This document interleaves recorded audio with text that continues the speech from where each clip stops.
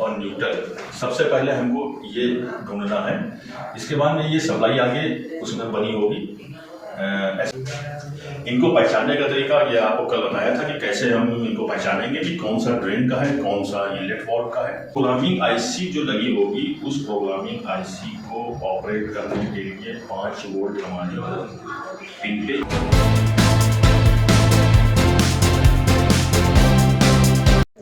A to Z technical institute Lucknow. तो मैं आपको बता रहा था वॉशिंग मशीन के बारे में, वॉशिंग मशीन की पीसीबी के बारे में। तो आज उसी चैप्टर को थोड़ा और आगे बढ़ाते हैं।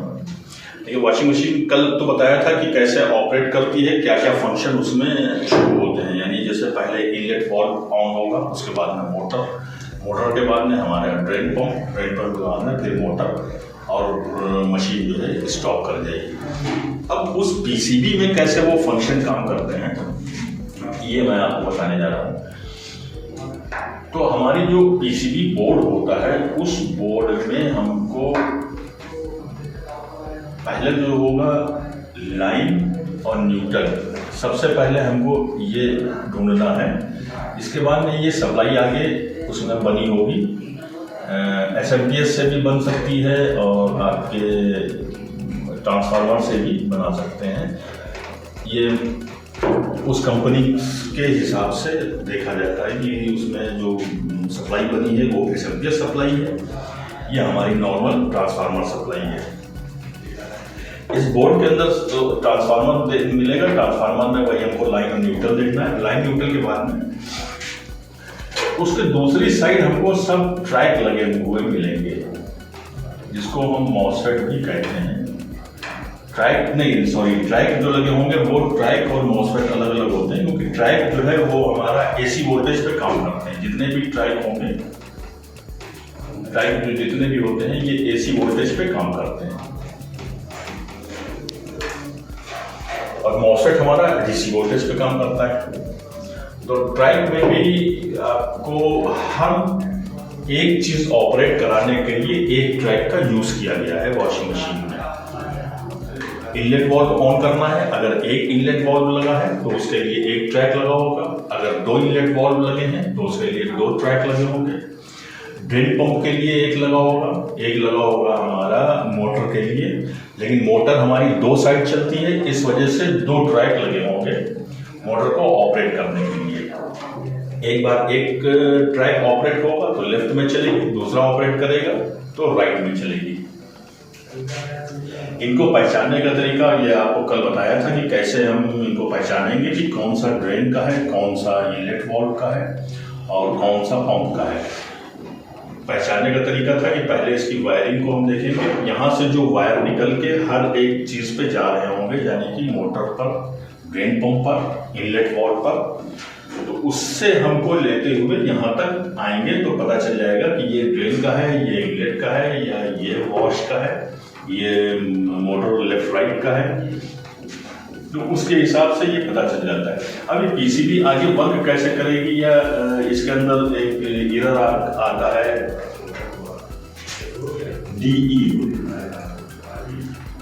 डीई का एरर आएगा, E1 का एरर आता है, या कुछ मशीन जो होती हैं उसमें DO ये एरर आते हैं। तो DE एरर जो है वो हमारा डोर एरर कहलाता है। डी से डोर होता है, डोर एरर कहलाएगा। तो डोर एरर का मतलब ये होता है कि हमारा मशीन में डोर जो है वो लॉक नहीं हो रहा है, इस वजह से वो डोर लॉक का एरर देंगी। E1 जो है वो हमारा प्रेशर सेंसर का होता है, प्रेशर सेंसर का एरर है। DE डोर का एरर है, डोर ओपन है। किसी मशीन में DO लिख के आता है, इसका मतलब कि डोर हमारा काम नहीं कर रहा। किसी मशीन में E2 लिख के आता है, इसका मतलब कि डोर हमारा काम नहीं कर रहा है, डोर नो वर्क।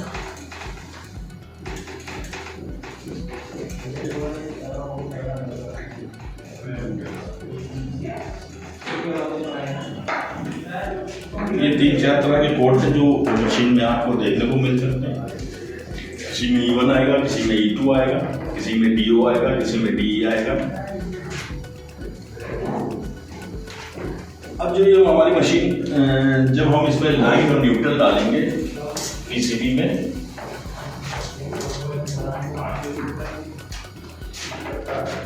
ये हम लाइन और न्यूट्रल उसमें लगाएंगे। ये आगे ट्रांसफार्मर लगा है, ये ट्रांसफार्मर हमारा आगे वोल्टेज निकालेगा 12 वोल्ट, ये निकल रही होगी 12 वोल्ट।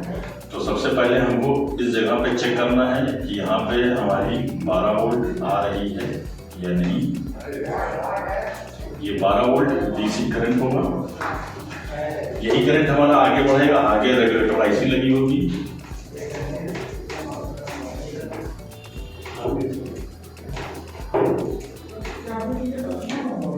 ये इसका नेगेटिव सिरा हो गया, ये 5 हो गया, 5 ये आईसी लगी होगी, ये हमारी निकलेगी 5 वोल्ट, ये निकलेगी ग्राउंड माइनस, ये प्लस।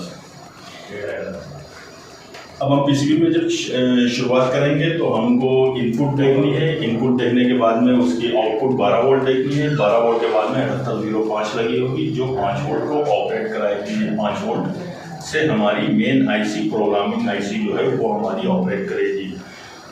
उस प्रोग्रामिंग आईसी जो लगी होगी, उस प्रोग्रामिंग आईसी को ऑपरेट करने के लिए 5 वोल्ट हमारी पिन पे इनपुट करेगी और एक ये निगेटिव वोल्टेज इनपुट करेगी।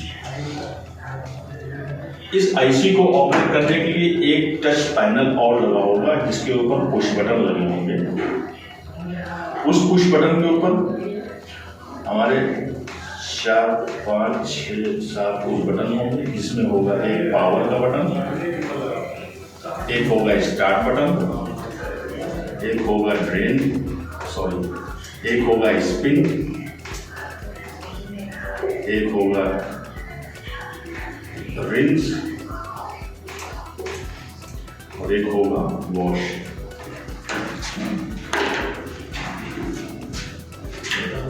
ये होगा वॉश। और हो सकता है 1, 2, 3 बटन और दिए हों इसके अंदर, हॉट एंड कोल्ड। इस टाइप से ये पुश बटन लगे होंगे जहां जहां से हमको मशीन को ऑपरेट करना है। इसको ऑपरेट करने के लिए ये जो हमारी सिस्टम यानी प्रोसेसर लगा हुआ है, प्रोसेसर आईसी जो लगी हुई है, इस आईसी को कमांड इनपुट वोल्टेज जो है इन स्विचों से दी जाती है।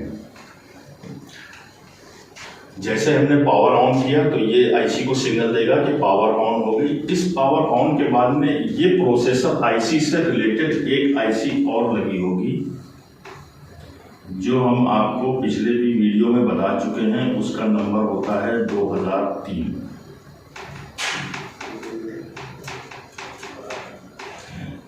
इसके ऊपर सेम प्रोसेसिंग यही होगी। ये हमारी निगेटिव वोल्टेज, ये हमारी पॉजिटिव वोल्टेज। अब जैसे ही मैं पावर ऑन करूंगा तो ये पावर ऑन हमको प्रोसेसर को देगा, प्रोसेसर हमको कमांड देगा ये 2003 आईसी को, 2003 आईसी को ये सिग्नल देगा। 2003 से हमने बताया था कि इसमें हमेशा पॉजिटिव वोल्टेज इंटर करेगी, माइनस वोल्टेज बाहर आती है। माइनस वोल्टेज जो है ये हमारी आउट होती है, ये इन होगी, ये आउट होगी, माइनस वोल्टेज। इस माइनस वोल्टेज को आउट करने के बाद में एक हमारी रिले लगी होगी, ये रिले लगी होगी। इसका एक सिरा पॉजिटिव से ज्वाइंट होगा 12 वोल्ट से और दूसरे सिरे के ऊपर ये हमारी माइनस वोल्टेज इस रिले को आएगी। इस रिले के कॉइल को 12 वोल्ट से ये कनेक्ट कर दिया जाता है, ये रिले हमारी ऑपरेट करेगी। जैसे ही मैं पावर ऑन करूंगा, पावर ऑन से प्रोसेसिंग आईसी को जाएगा, प्रोसेसिंग आईसी हमारी 2003 आईसी को सिग्नल देगी। 2003 से जो माइनस वोल्टेज निकलेगी वो हमारी एक रिले को ऑपरेट करेगी। रिले जैसे ही ऑपरेट करेगी तो रिले के जो दूसरी साइड में जो ऑन ऑफ कॉन्टेक्ट दिए हुए हैं, उन कॉन्टेक्ट के ऊपर हमारा एक न्यूट्रल वायर लगा होगा, एक पॉइंट, और दूसरा ये हमारा न्यूट्रल वापसी करेगा।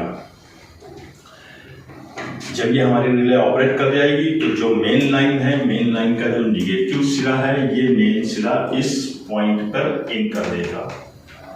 इसको यहाँ पे ए से कर दे रहे हैं, इसको ए से किए दे रहे हैं, यानी ये ए आपका एक रहेगा। उस सर्किट में